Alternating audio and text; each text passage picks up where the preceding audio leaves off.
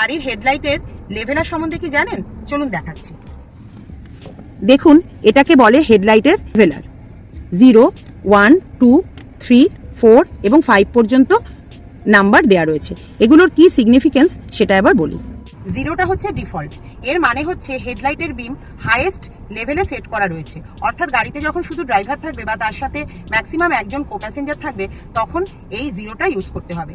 তারপরে নাম্বার যত বাড়বে হেডলাইটের বিমের লেভেল তত বেশি ডাউন হবে, অর্থাৎ যখন গাড়ি ফুললি লোডেড থাকবে তখন 4 বা 5 লেভেলার ইউজ করতে হবে। কেন এরকম করতে হয় সেটা এবার বলি।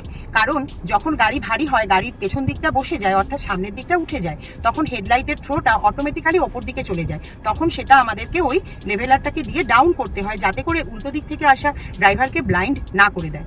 তো যদি কোনো নতুন ইনফরমেশন এই ভিডিওটা থেকে পেয়ে থাকেন তবে অবশ্যই আমার চ্যানেলটাকে সাবস্ক্রাইব করবেন।